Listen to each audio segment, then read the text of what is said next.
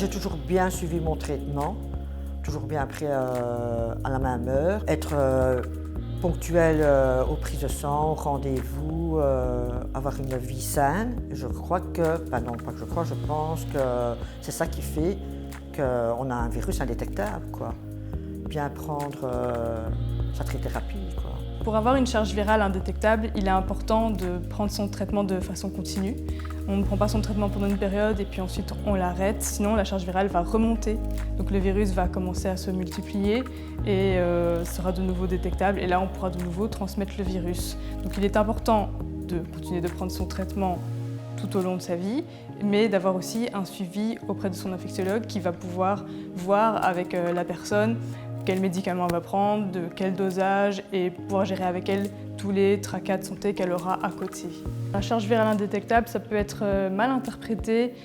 On sait donc que c'est la quantité de virus qu'il y a dans le sang qui est très basse et donc on le détecte très peu, mais ça peut prêter à confusion. Certains vont penser qu'il n'y a plus de virus en fait dans le corps et que donc ils sont guéris, alors qu'on ne guérit pas encore du VIH aujourd'hui. Nous savons par le passé que les personnes avec le VIH/SIDA avaient des traitements très lourds, ils prenaient plusieurs médicaments par jour.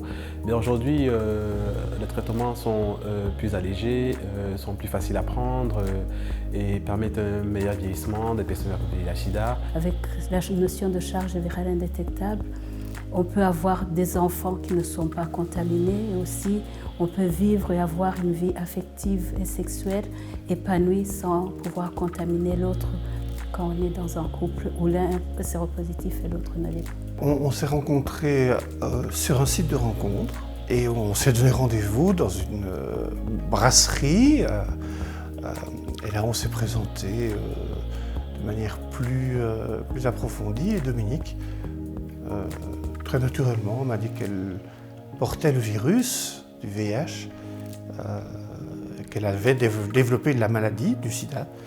J'ai beaucoup apprécié son honnêteté de le dire tout de suite. Ça ne doit pas être facile pour tout le monde, mais elle l'a fait. Si je l'ai fait, c'était un choix parce que je trouve que pour faire avancer la question, il faut justement oser le dire. C'est quelque chose d'acquis, on n'en parle pas tout le temps. Si, ça arrive quand j'ai des coups de fatigue ou voilà, là j'en parle un peu, mais sinon c'est quand même très rare, quoi. Ça fait partie de notre quotidien, on le sait, et voilà, c'est pas, ça ne perturbe pas du tout notre vie, quoi. C'est même rassurant, quoi, de pouvoir que ça puisse faire partie de notre communication de couple, c'est rassurant, quoi. On n'est pas seul à porter la chose, et donc ça c'est vraiment important, quoi. Je connais Antonia depuis un peu plus de 2 ans. On a lié amitié assez rapidement et ce que j'ai trouvé extraordinaire en fait dans la relation qu'on a eue directement, c'est la facilité dont elle a fait preuve pour parler du fait qu'elle était séropositive, ce que je trouvais vraiment important parce que j'ai sans doute été en contact avec des gens qui étaient séropositifs et qui ne me l'ont jamais dit. Je suis de la génération de la découverte du sida, donc je pense que j'ai dû rencontrer des gens qui étaient séropositifs et qui n'en parlaient pas. Et donc c'est la première personne que j'ai pu côtoyer de très près parce qu'on passe régulièrement des journées ou des soirées ensemble et qui en parlait avec cette facilité. Alors le fait maintenant qu'elle parle de la non-transmission du virus, c'est quelque chose que j'ai découvert. Je ne savais pas que les médicaments permettaient que ce virus soit indétectable et que donc les personnes ne soient plus contagieuses. Maintenant que je suis reconnue comme que j'ai un virus indétectable, ben pour moi je suis soulagée de savoir de ne pas pouvoir transmettre mon virus HIV et ne pas mettre en danger les personnes. Je sais qu'on peut se protéger bien sûr du virus, hein, de la contamination et donc si tu m'avais dit que tu étais quand même contaminante, ben on se serait protégé, mais ça aurait été très lourd.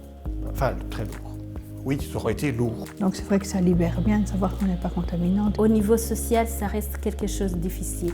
Ça veut dire que les personnes vivant avec le VIH ont peur de pouvoir contaminer, même si elles savent bien qu'elles sont moins contaminantes, elles ne sont pas rassurées à 100%. Elles ont peur parce qu'elles n'aimeraient pas que demain, si la personne est contaminée, même si on sait bien qu'elle ne pourra pas être contaminée, que ça soit mis sur leurs épaules. Ça veut dire que vraiment beaucoup de personnes, même si on sait bien qu'on peut avoir une vie affective et une vie sexuelle épanouie, ça veut dire qu'il y en a beaucoup qui se privent de cette joie de pouvoir avoir cette vie affective et épanouie, parce que psychologiquement c'est tellement difficile pour elles, parce qu'elles ont pendant des années, elles avaient peur de pouvoir contaminer, pendant des années elles se considéraient vraiment comme contaminantes, et aujourd'hui malgré cette évolution, ça veut dire qu'elles ont gardé ça, elles gardent ça en tête, elles gardent ça psychologiquement, c'est quelque chose ancré vraiment en elles, et c'est difficile de pouvoir se dire même si j'ai une charge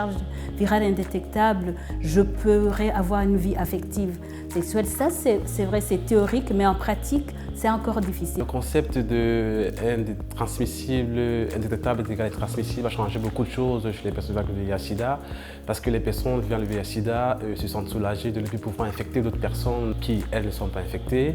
Et ça leur permet aussi d'avoir aussi quelque part aussi confiance en elles, parce qu'il y a des gens que moi je connais qui avaient quasiment arrêté d'avoir des relations sexuelles avec d'autres personnes de peur de les infecter.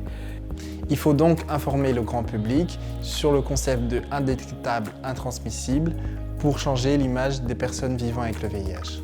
Ne laissez donc pas le VIH vous empêcher de les connaître.